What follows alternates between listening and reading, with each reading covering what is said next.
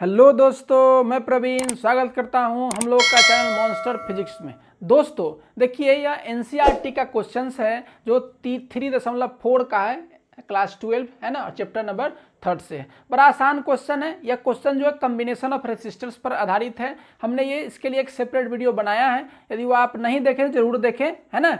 यदि वह देख करके आइए तो ये आपको और आसान लगेगा। चलिए तो शुरू करते हैं। देखिए क्वेश्चन में यह कहता है कि 3 रेसिस्टर्स है, यानी 3 रेसिस्टेंस दिया हो, 2, 4 और 5, और सभी को पैरेलल जोड़ा गया। देखिए पैरेलल का मतलब ये होता है कि सभी रेसिस्टर्स को अलग अलग सर्किट से, यानी सेपरेट सर्किट से जोड़ा जाता है। तो ऐसे कॉम्बिनेशन को पैरेलल कॉम्बिनेशन कहते हैं। इसकी पहचान कुछ इस प्रकार से, देखिए पाथ अलग अलग। क्लियर। चलिए तो सबसे पहले हमसे पूछता है कि टोटल रेसिस्टेंस बताना है। तो टोटल रेसिस्टेंस कैसे निकालते हैं पैरेलल में, तो आपको पता होगा 1/RE बराबर क्या होता है 1/R1। तो देखिए 1/R1 मतलब 1/2 प्लस 1/3 सॉरी 4 1/4 प्लस 1/5। इसको सोल्व कर दीजिए आसानी से। देखिए क्या होगा, इसका एलसीएम कितना होगा 20। तो 2 दाएं 20, 4 5 20 और 5 चौक 20, है ना।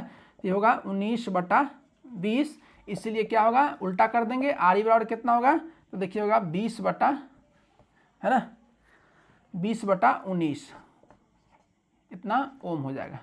चलिए क्लियर।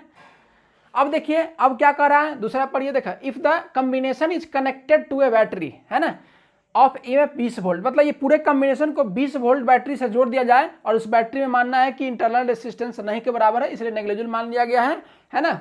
और आपको बताना है कि जो प्रत्येक रेसिस्टर से, यानी 3 रेसिस्टर से, उससे कितना करंट आ रहा है, यानी कितना करंट है। ऐसा इसलिए पूछ रहा है, तो आपको याद रखना है। देखिए कि जब पैरेलल कॉम्बिनेशन होगा तो करंट क्या होता है, सब में अलग अलग होता है, बट वोल्टेज सब में सेम होता है। यानी वोल्टेज सबको 20 वोल्ट मिलेगा, इसको भी 20 वोल्ट, इसको भी 20 वोल्ट और इसको भी 20 वोल्ट। ये बात आपको ध्यान रखना है। और रास्ता अलग अलग है, इसलिए करंट डिफरेंट होगा। तो यहाँ पर I1 होगा, यहाँ पर I2 होगा, और इसमें I3 मिलेगा।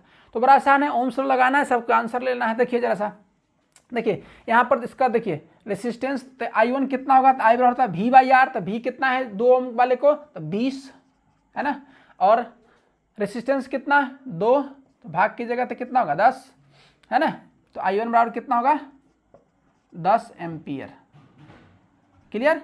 अच्छा फिर देखिए इसमें आइए, I2 बराबर कितना होगा, तो V/R। V कितना है 20, है ना, V कितना है 20, और R कितना है 4, तो कितना हो जाएगा 5 एम्पियर।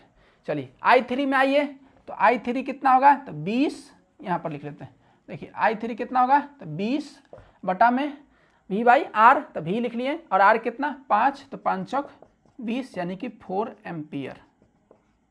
टोटल कीजिएगा, पूछ रहा है लास्ट में कि टोटल करंट हमको बताना है। तो कितना होगा, देखिए I टोटल बराबर क्या होगा, तो लिखिएगा कितना I टोटल बराबर कितना होगा। देखिए लास्ट में कितना लिखना है, I टोटल लिखना है, तो वह कितना होगा, देखिए I1 प्लस I2 सब जोड़ दीजिएगा, I1 plus I2 plus I3। Clear.